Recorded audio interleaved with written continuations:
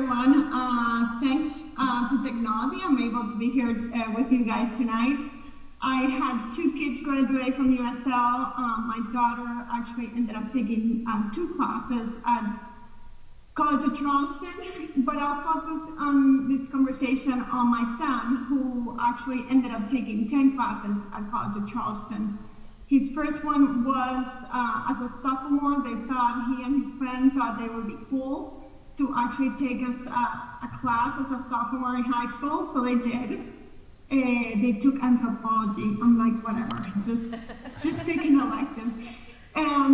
So Jack ended up taking 10 classes, as I mentioned. At the beginning, my aim was like, just take any elective, anything that interests you, anything you're curious about, just take a class, see what happens. As he got progressed, he ended up being more meaningful about what he was taking. He ended up taking physics with a lab that transferred over. He ended up taking intermediate 1 and 2 in Spanish at the college level. He ended up taking statistics because he didn't want to take calculus, so that covers. So he, while we were looking for colleges to apply, it was very confusing to know what would transfer over and what would not. And everyone talked about AP tests and the scores that you have to take, or they would say, well, if you're taking it at a community college, it depends on the community college. So it was very confusing. So all we could say, it was like depends on the college. And well, we only accept 5 classes, or we only accept 3 classes. Ended up being that Jack actually all 3 classes transfers to GW, to George Washington University, where he's at right now. So he was able to transfer 28 credits. And after his first semester, he had completed all his core classes, which was amazing to us. When we look back, I remember, okay, here's another $500 that we have to pay to the College of Charleston, but I'm really glad that I'm not paying $3,000 for each class that he saved. So that ended up being like a sweet bonus. One thing that I would tell the parents and the kids that are actually taking classes at the College of Charleston is save your syllabus, because there were 3 classes. One of them was actually anthropology, and the other 2 were the Spanish classes. They got approved, but as an elective, a random elective.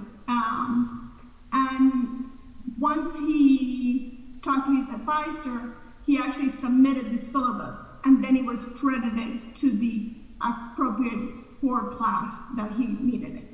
So it was just one extra step, but it wasn't a big deal. It was literally submitting the syllabus, and they were able to see the curriculum and what they were teaching and be able to check it out. So that is Jack. And on the question, my daughter ended up taking art classes because that's what she wanted to explore. So those transfer as extra electives and never went much further than that, but it was something she wanted to explore, and it was great at the time. Any questions? I think the takeaway was the cash money that you saved at college. That's the point she's made clear at all.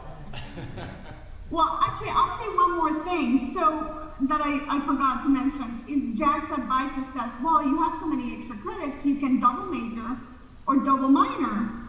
And he says, Mom, the advisor said this. I said, you can do whatever you want. And a couple of days later, he says, could I actually triple minor? I'm like, if we can fit it in, you can do that. You don't have to graduate early. So he's actually triple minoring. And he's, so he's a history major with international affairs, film studies, and Spanish as a minor. So that's, thanks to USL for that. I'm going to add on to your Jack stories, because I know your son. So he's studying abroad, right, in the spring. He's going to China, Yes, going to do an internship here before he goes.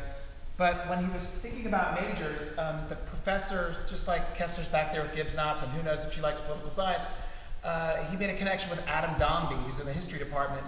And when it came time to thinking about navigating his way through college, he and Adam were like this. And Adam spoke here during COVID, and Jack was in a class at the College of Charleston at that point. And I don't know if anyone remembers this. He was talking about removing the Confederate monuments. And he shows up, he's like, "Where's my man, Jack Woodward?" You know? And so having that relationship has helped, because they made a connection, even, and they're not even at the same institution anymore now, but that you can be a young adult and have a connection with someone who's already in their career and in their profession. And I mean, those are the things I think about now, because I'm not paying the tuition bills. So those are the things that I remember when Jack was talking about his experience here. So we're looking forward to seeing him in January.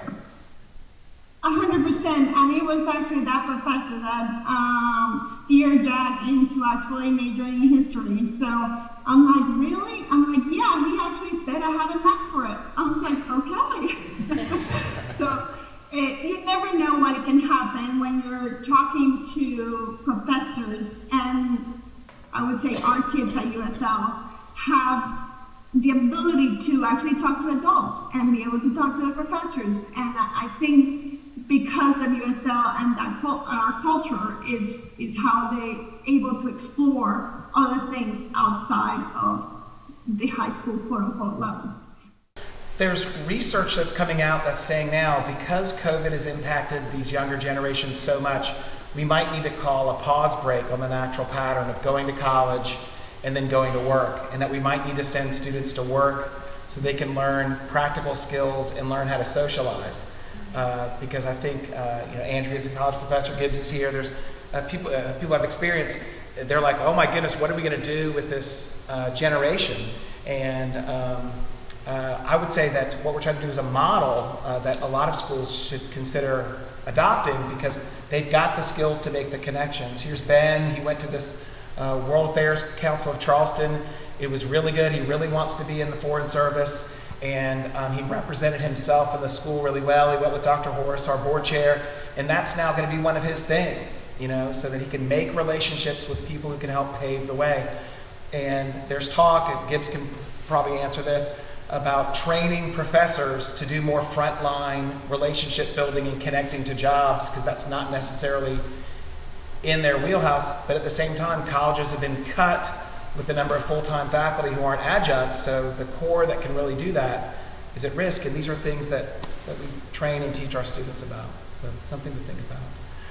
It's Amy, right? Yes. All right, first parent, alumni parent Amy Frain. Thank you for talking. Hi, yes. So I'm Amy Frain. I have 3 kids who all went here to USL before there was a high school. So they did not go to high school here, but they all went through, some through lower school. One was the very first student, so there was only middle school at the time. But all 3 of my kids have gone through college now, and Sarah asked me to talk about their experience because they have 3 wildly different experiences. So my oldest daughter went to Princeton, so we have like an Ivy League representation. My middle daughter went to USC, and then my youngest son is graduating in December from Vanderbilt. I was having a conversation with Sarah a few weeks back at something else, and we were talking about it, and I was telling her that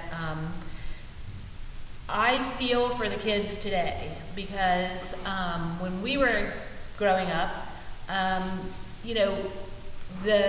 we did not know what the kids know today, and we did not have the pressures on us, I feel like, that the kids have on them today, especially around college admissions. And I feel like it's just the craziest time for kids, the pressure and everybody asking, where are you going, what are you doing, what's your plan, and the feeling that they have to do something exceptional in order to have a good life, and how much work they do. I went to a very top-notch private school, and we didn't have AP class. I've never heard of that. We didn't have AP classes. We all went to top-notch colleges, and we just didn't have that. We had 45 minutes of homework a night. We played sports at school. We didn't have travel ball, and we didn't have all the different pressures that are on the kids today. And in hindsight, looking back after having 3 kids go through, I feel like I fell into that trap with my kids as well, where it felt for me, like a lot of pressure. Like we've got to get SAT tutors, and we have to have somebody professionally help you do your application, and we need to, it's important where you go. Looking back, it's like I got swept up in all of that as well. And so I wanted to say that my daughter who went to USC had the best college experience of the 3 children. Not my daughter loved going to Princeton, and my son loves his friends at Vanderbilt. He's had a really different experience because of COVID, so it's been a little bit just odd.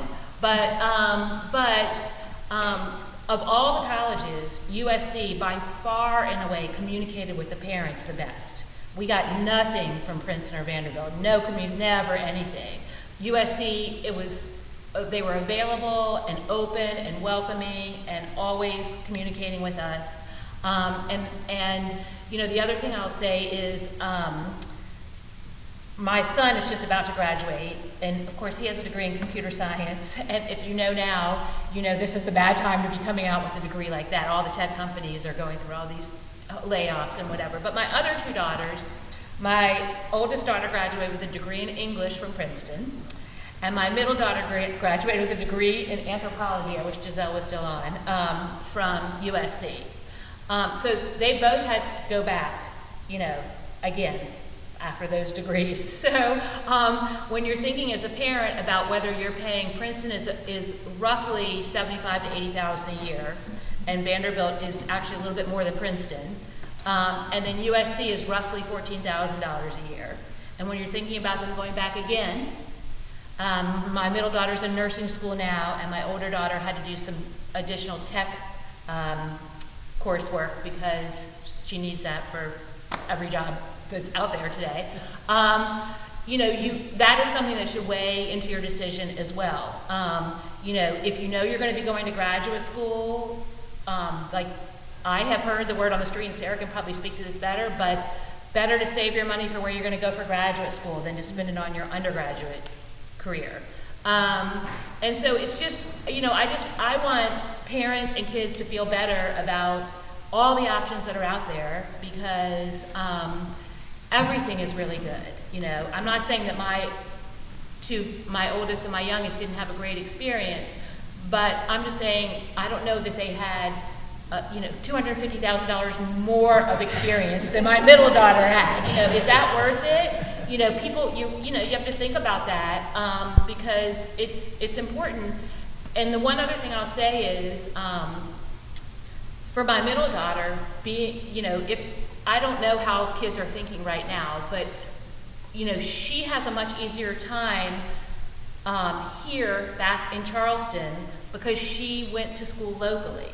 And so she's connected in the local markets to everything. So it's just much easier for her contact-wise to reach out to somebody and say, hey, I'm thinking about doing this, or I'm looking at a job in that, or whatever it is, because she is surrounded by people that she went to college with and knows. And it's much, much harder for my son and my oldest daughter to find those avenues and pathways here at home because all their people are in New York or Chicago or whatever it is. And so it's just something to think about. And I just want to say, especially to the kids who are here who are thinking about it, Lily, my middle daughter, loved school. She just had such a great time. And so I feel like, it's important to remember that wherever you end up, whether it's an Ivy League school or,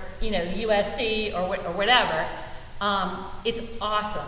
College is awesome, and you're just going to have such a good time, and to try to lighten the load a little bit for parents and for kids, because it all works out. It all works out.